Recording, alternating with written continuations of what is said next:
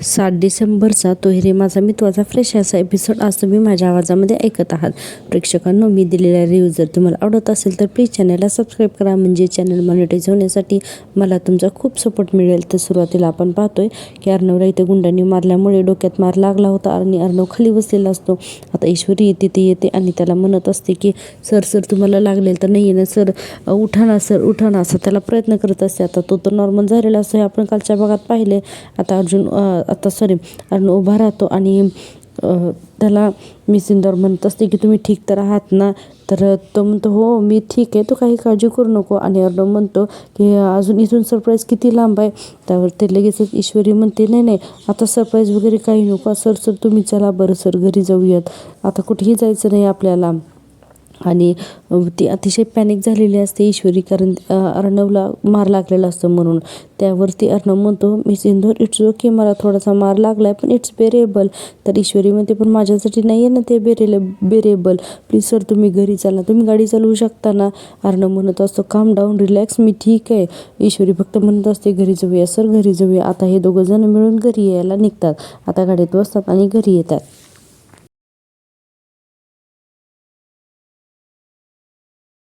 आता इथे घरामधला सीन दाखवलेला आहे. सगळेजण डायनिंग टेबलवरती बसलेले असतात. अंजली म्हणते ते दोघेही वाट बघत बसतील आणि कुणीच कोणाशी बोलणार नाही, असं नको व्हायला, आपण त्यांची मदत करायला हवी ना, असं अंजली म्हणते. त्यावर मामा म्हणतात हो पण तू नक्की काय करणार, काय नेमकं.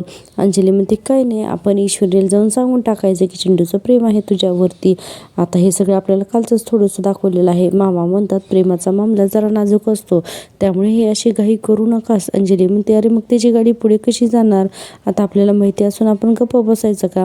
मामा म्हणतो मला सांग, आपण आता ही अशी घाई करून काय होणार आहे, त्यांचं प्रेम त्यांना उमगेल, थोडा वेळ तर द्या त्यांना. आता हे सगळं राकेश पाहत असतो, राकेशलाही मामाचं पटतं. मामा म्हणतात आणि ही अशी प्रेमाची जाणीव दुसरी कुणी करून द्यायची नसते. त्यावर वल्लरी म्हणते हां बरोबर आहे तुमचं, पटतंय हां मला तुमचं. तर मामा आश्चर्याने म्हणतात काय, माझं बोलणं पटतंय तुला, एका दिवसात 2दा पटलंय. आता वल्लरी ओरडते आणि म्हणते पटलं तरी प्रॉब्लेम, नाही पटलं तरी प्रॉब्लेम, नेमका प्रॉब्लेम काय आहे तुमचा. मामा म्हणतात प्रॉब्लेम हा आहे की माझं म्हणणं तुला पटतंयच कसं. आता वल्लरी जोरात मामाच्या अंगावर ओरडते आणि म्हणते गप्प बसावं, प्या गपचूप चहा. आता राकेश म्हणतो चला बरं झालं मामानीच सगळ्यांना गप्प केलं, ते नाही खऱ्या अर्थानं इंदुरी जिलेबी आणि अर्णव एकत्र आले असते आणि ते मला अजिबातच आवडलं नसतं, असं राकेश मनातच म्हणत असतो. इकडे तोपर्यंत घराच्या बाहेर अर्णव आणि ईश्वरी दोघेही गाडीतून आलेले असतात. आणि आता ईश्वरी गाडीतून उतरून बाहेर थोडीशी चालत येते आणि तिला त्या सगळ्या गोष्टी आठवत असतात की अर्णववरती कसा हल्ला झाला, गुंडांनी त्याला कसं डोक्यामध्ये मारलं होतं, त्यानंतर हे दोघं जण कसे एकमेकाला सावरून घरी घेऊन आले, आईने सांगितलं तरीही घराबाहेर पडू नका, तरी आपण घराबाहेर गेलो याचं दुःख ईश्वरीला वाटत असतं आणि ती रडत असते. आता अर्णव तिथे येतो आणि म्हणतो मी सिंदूर रडू नकोस प्लीज, आता हे बघ जे काय झालंय तर ते आपल्याला घरी सांगायचं नाही, ऑल राईट. तर ईश्वरी म्हणते का सर, काय कारण आहे. तर अर्णव म्हणतो राजेश हेच कारण आहे. आता ईश्वरी पुढे अर्णव म्हणतो मी सिंदूर मला माहिती आहे की हे सगळं राजेशनेच केलं आहे. ईश्वरी म्हणते सर आपल्याला हे सगळं माहिती आहे तर आपण गप्प का बसायचं आहे. तर अर्णव म्हणतो फक्त आणि फक्त ताईसाठी. लास्ट टाईम दिवाळी पार्टीमध्ये माझ्यावरती अटॅक झाला होता, त्यावेळेस ताईने पॅनिक होऊन पोलिसांना बोललं होतं आणि आतासुद्धा तिने तसंच जर केलं तर राजेश एक्सपोज होईल आणि सगळ्यात जास्त त्रास हा ताईलाच होईल आणि मला हे सगळं होऊ द्यायचं नाही आहे. त्यावर ईश्वरी म्हणत असते अहो सर पण त्या राकेशचं दिवसेंदिवस वाढतच चाललं आहे, रोज काहीतरी नवीन करतोय तो, माझ्यामुळं तुम्हाला हे सगळं सहन करावं लागतंय आणि हे सगळं मला नाही सहन होत आहे. तर अर्णव म्हणतो मी सिंदूर नो प्लीज, असं काही होत नाही आहे, तो असा का विचार करतेस. आणि पुढे म्हणतो की हे बघ तू नको गिल्टी वाटून घेऊ प्लीज. ईश्वरी त्याचं ऐकत नसते, पण अर्णव म्हणतो प्लीज शांत हो, हे बघ राजेश बद्दल ना आपल्याला शांतपणे काहीतरी फायनल डिसिजन घ्यावंच लागेल आणि ताईसाठी म्हणून आपल्याला त्या राजेशसमोर गप्प बसते, नाही तर तुला माहिती मी त्या राजेशला कसाही घाबरत नाही म्हणून. आणि पुढे अर्णव म्हणतो मी सिंदूर प्लीज तू शांत हो, काम डाऊन, ओके ऑल राईट, तू ठीक आहेस ना आता. आणि आता म्हणतो की आता एकदम तू नॉर्मल वाघ, आपल्याला आता घरामध्ये जायचं आहे असं म्हणून कम म्हणतो तिला आणि दोघेजण मिळून आता घरामध्ये यायला लागतात. आता घरामध्ये इकडे सगळेजण तर गप्पा मारत असतात.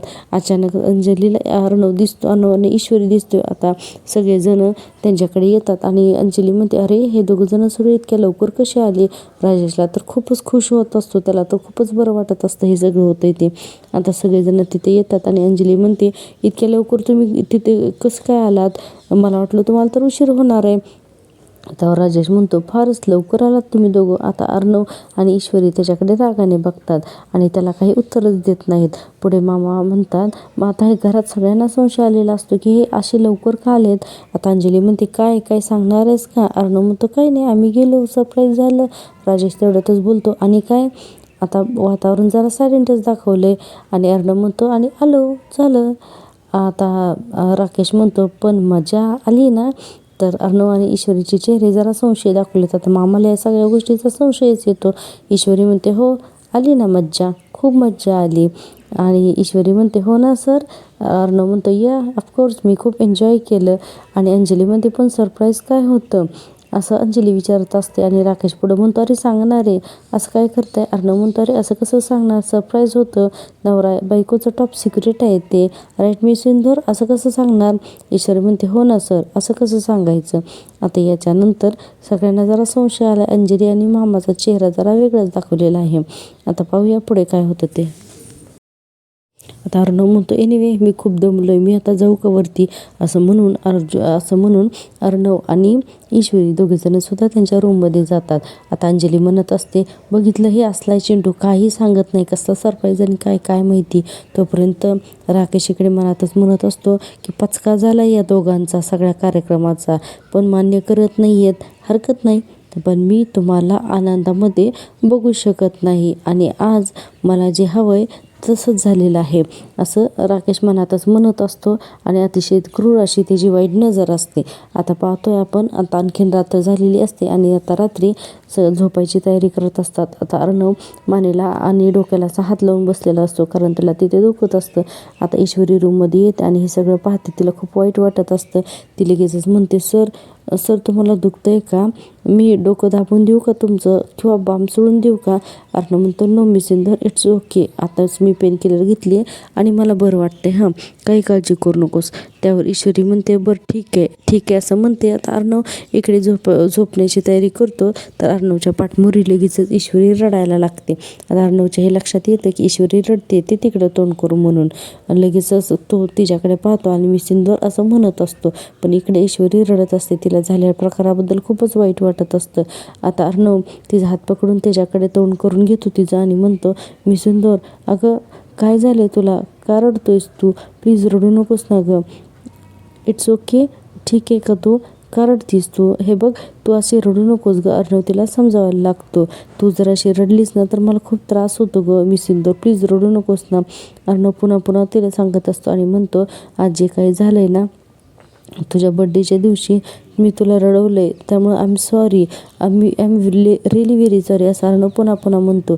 आता ईश्वरी रडत म्हणते, सर असं नका ना म्हणू. आणि अर्णव तिला म्हणत असतो, प्लीज रडू नकोस. आणि म्हणतो की तू जर अशी रडलीस ना तर मला आता माझ्या मनासाठी एक पेन किलर घ्यावी लागेल, हां असं म्हणून तिला हसवण्याचा प्रयत्न करतो. पण ईश्वरी काही रडायची थांबतच नसते. तरी अर्णव तिला म्हणतो, प्लीज स्माईल, असं करत थोडीशी ईश्वरी स्माईल करते. आता अर्णव म्हणतो, इट्स ओके, ठीक आहे चालेल, आता मी झोपू का. तर ईश्वरी म्हणते, हो सर तुम्ही झोपा. आणि त्याच्यासमोर स्माईल करण्याचं थोडंसं नाटक करते, कारण अर्णवला वाईट वाटतो नाही म्हणून. आता अर्णव तर इकडे झोपलेला असतो. तोपर्यंतच ईश्वरी पाठीमागे वळून बघते. तिच्या रूममध्ये तिने जो गणूबाप्पा ठेवलेला असतो ना त्याच्याकडे बघते आणि तिला खूप वाईट वाटतं. आणि ती पटकन गणूबाप्पाकडे येते आणि गणूबाप्पाच्या समोर हात जोडून उभी राहते. आणि आता ती गणूबाप्पाला प्रार्थना करत असते अर्णवसाठी. आता ती गणूबाप्पाकडे पाहिल्यानंतर पटकन त्याच्याकडे येते आणि लगेचच म्हणते की गणूबाप्पा मला माफ कर रे, मी खूपच चुकले म्हणून. ईश्वरी आता गणूबाप्पाच्या समोर म्हणते, गणूबाप्पा माफ कर मला, आज तू आईच्या तोंडून बोलला होतात, पण मी तुझे संकेत नाही ओळखू शकले रे, असं ईश्वरी रडत म्हणत असते. ईश्वरी पुढे म्हणते, की माझ्या मनातलं सरांना सांगण्याची इतकी घाई झाली होती ना मला, की मला त्या घाईपुढे काही सुचतच नव्हतं, की मी सगळ्या गोष्टींकडे दुर्लक्षच केलं रे फक्त सरांना सांगण्यासाठी. आणि त्याच्यामुळे आज सरांना एवढा त्रास झाला. पण माझ्या अर्णव सरांना याची एवढी मोठी शिक्षा देऊ नकोस हं, हवी तर मला दे. आणि त्या राजेशला असा धडा शिकव ना की तो चांगलाच वठणीवर आला पाहिजे, असं ईश्वरी म्हणून देवापुढे हात जोडून रडत रडत उभी असते. पुढे म्हणते, अर्णव सरांना काही झालेलं ना मी कधीच नाही सहन करू शकणार. आता ईश्वरीचं प्रेम झालेलं असतं अर्णववरती, त्यामुळे ती म्हणत असते, अर्णव सरांना काही झालेलं मी अजिबात सहन करू शकणार नाही. गणबाप्पा प्लीज तू त्यांच्या कायम पाठीशी राहा, असं ईश्वरी म्हणत असते. तोपर्यंतच तिला नम्रताचा फोन येतो. आता ती म्हणते, हा ताई बोल.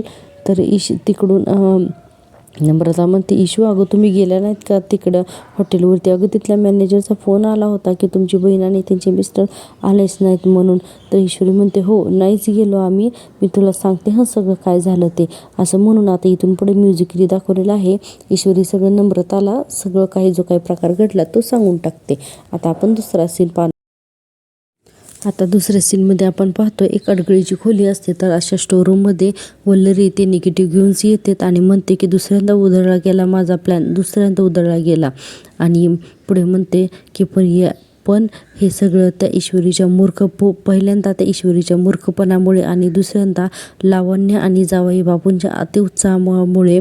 थोडा तरी विश्वास ठेवायला नको होता का त्या दोघांनी माझ्यावर? पण नाही, सगळे प्लॅन यांना फोड करूनच सांगायला लागतात, याचं ती लावण्य आणि राजेशबद्दल बोलत असते. आणि पुढे म्हणते की नाही वल्लरी नाही, तू इजा झाला बिजा झाला, आता तिच्या नाही हं, आता तिच्या होऊ देऊ नकोस वल्लरी, असं ती स्वतःशीच बोलत असते.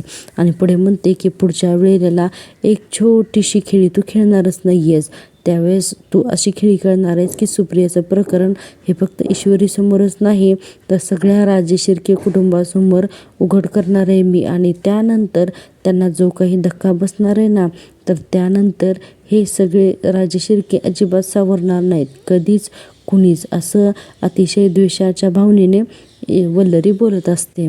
आणि पुढे म्हणत असते की आता मीच प्रत्येक बोलणं तोलून आणि मापून, प्रत्येक पावलं ही मला तोलून मापून टाकावी लागणारच आहे.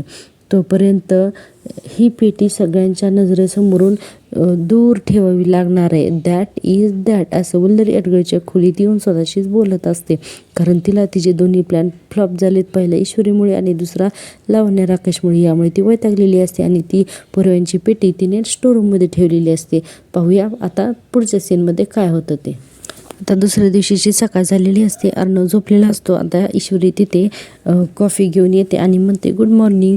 तर अर्णव म्हणतो, मी सिंदर वाव गुड मॉर्निंग. ईश्वरी म्हणते, झाली झोप? अर्णव म्हणतो, हो खरंच खूप छान झाली झोप.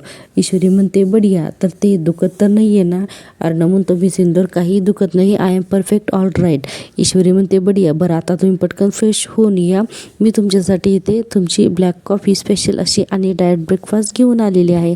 अर्णव म्हणतो, ओ वाव, मी उठायच्या अगोदरच तू हे सगळं करून ठेवलंस, छान. हां, आज काही स्पेशल आहे का? ईश्वरी म्हणते, सर कालचा दिवस तुम्ही माझ्यासाठी स्पेशल केलात ना, तर म्हणून मी आजचा दिवस तुमच्यासाठी स्पेशल बनवणार आहे, असं ईश्वरी म्हणत असते. ईश्वरी आज खूप खुश दाखवते. अर्णव म्हणत असतो, सो स्वीट ऑफ यू. पण मी सिंदूर काल जे काय झालं त्याबद्दल I am really very sorry. त्यावर ईश्वरी म्हणते, सर अहो मी खूप खुश आहे. अहो तुम्ही माझ्यासाठी एवढं काही छान केलं, इतकं मोठं सेलिब्रेशन केलं. मला काय सांगायचं हे जरी मला कदाचित तुम्हाला शब्दात सांगता नाही येणार, पण तरीही सर मी तुम्हाला काहीही न सांगता, मला काहीही न विचारता तुम्हाला कसं कळालं की माझ्या मनात काय आहे ते, आणि हे सगळं मला आवडेल म्हणून.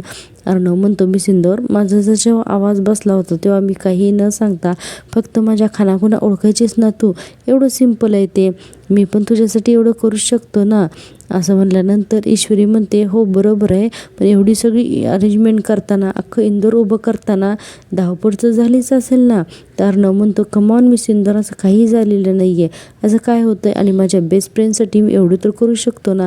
आता अर्णवने बेस्ट फ्रेंड हा शब्द उच्चारल्यानंतर ईश्वरीला जरा वाईटच वाटतं. तिला अपेक्षा नसते वाईट बेस्ट फ्रेंड बनण्याची. ती लगेचच म्हणते, सर अजूनही तुम्ही मला बेस्ट फ्रेंडच मानता, आणखीन काही तुमच्या मनात असेल तर असं ती मनातल्या मनातच बोलत असते आणि म्हणते, सर आणखीन काही तुमच्या मनात असेल तर प्लीज सांगा ना सर. आणि पुढे जाऊन अर्णवला म्हणते, बेस्ट फ्रेंड. अर्णव म्हणतो, या ऑफकोर्स.